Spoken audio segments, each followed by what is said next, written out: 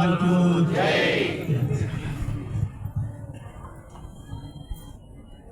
गुरु ब्रह्मा गुरु विष्णु गुरुदेव महेश्वर गुरु साक्षात् परब्रह्म तस्मै श्री गुरवे नमः। नरसिंहार्य सद्गुरु महाराज को जय।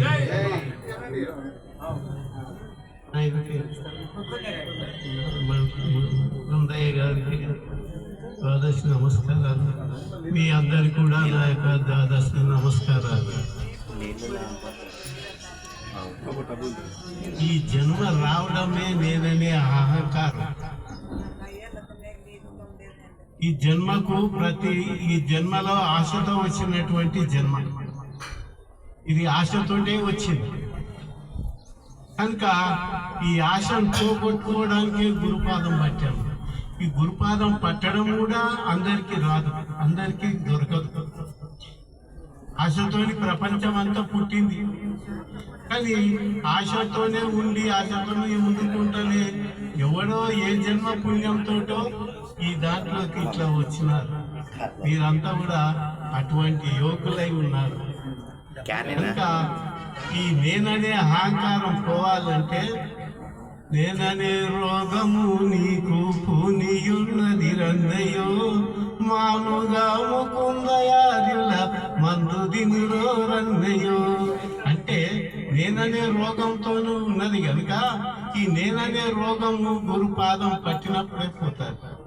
ఎందుకంటే అది కూడా మనము మన జన్మకు తనువు ధనము మనసు దారపోస్తున్నాం। ఆ తనువు ధనాలు దారపోసినాక మనం ఏమైనా ఉన్నామా? అయ్యా అప్పుడు మనం ఏమి ఉన్నామా?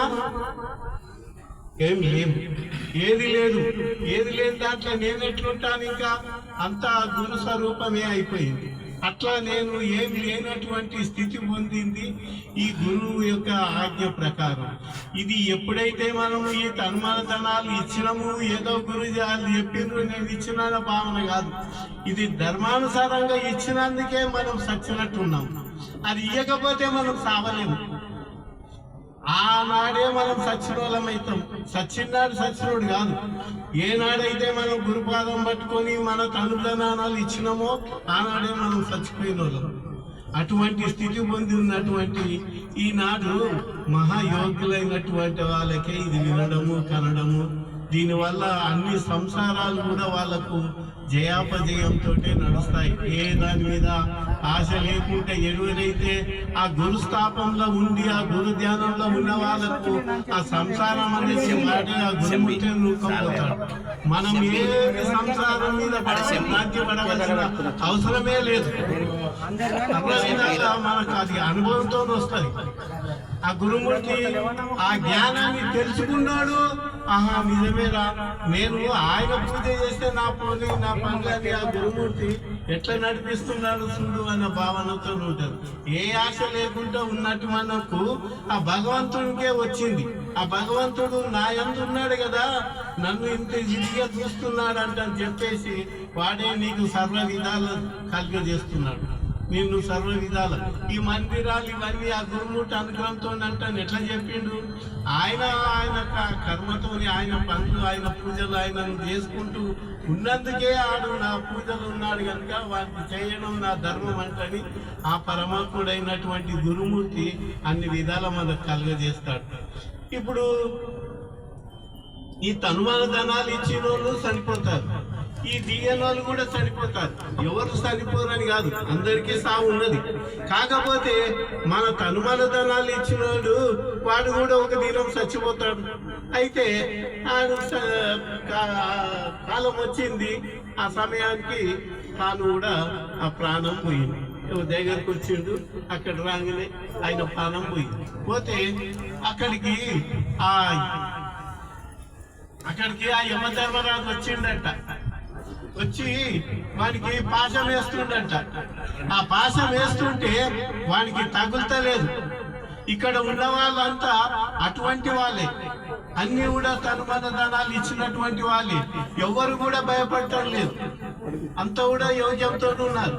అయితే ఇదేమిట్రా యమధర్మరాజు అనుకుంటున్నాడు, ఏమిట్రా నేను ఇక్కడికి వచ్చి నా యువపాశం వాని ఆయుష తీరింది, నా పాశం వేస్తే వానికి తగులుతలేదు, ఇదేమిటి అంటని చెప్పేసి ఆ యమధర్మరాజు అనుకుంటుండట, నేను ఇవాళ ఎవరిని చూసిందో ఏం పాపం చేసిందో నాకు ఇవాళ ఈయన పానమే పడతలేదు, ఏం చేయాలంట అని చెప్పేసి ఆ యమధర్మరాజు బ్రహ్మదేవుని దగ్గరికి పోయిందట. ఆ బ్రహ్మదేవుని దగ్గరికి పోయి బ్రహ్మదేవుని అడుగుతున్నాడట, ఏమయ్యా పలాని దగ్గర పలాని ఇట్లా ఆయన ఆయుష్ క్షీణించింది, నా పాశం వేస్తే తగులుతలేదు, అదేమిటి విశేషం అంటే, నాకు తెలియదయ్యా, నా మీద విష్ణుమూర్తి ఉన్నాడు, ఆయన ఏం వరం ఇచ్చిండో దానివల్ల ఆయన పాశం నీకు తగులుతలేదు అని చెప్తే ఆ బ్రహ్మదేవుడు ఆ యమధర్మరాజు ఇద్దరు కూడా కైలాసానికి వైకుంఠానికి పోయి ఆ విష్ణుమూర్తిని అడిగితే, నాకు తెలియదయ్యా, నా మీద బోలా శంకర్ ఉన్నాడు, ఆ గురుమూర్తి ఏమి ఇచ్చిండో ఏమి జరుగుతుందో తెలియదు అని చెప్పేసి ముగ్గురు కూడా కైలాసానికి పోతే అక్కడ కైలాసంలో శివుడు ఏమంటున్నాడు, ఏమిరా మీరేమో చాలా కార్యక్రమంగా వచ్చింది, ఏమిటి విశేషం అంటానంటే, ఆయన ఏమంటుండు, అయ్యా ఇట్లా పలానాయన చనిపోయిండు, ఆయనకు నా భాష వేస్తే తగులుతలేదు, అదేం విశేషమో నాకు తెలుస్తలేదు, అందుకని నిన్ను అడగనీకి వచ్చినాము మేమంతా అంటని చెప్తే, వాళ్ళ దగ్గర ఏముందని మీ పాశం తగులుతుంది, వాళ్ళ దగ్గర ధనం లేదు, కనువు లేదు, ధనము లేదు, మనసు లేదు, సర్వం తన గురువుకే ఇచ్చుకున్నాడు, వాళ్ళ దగ్గర ఏముందని పాశం తగులుతుందిరా.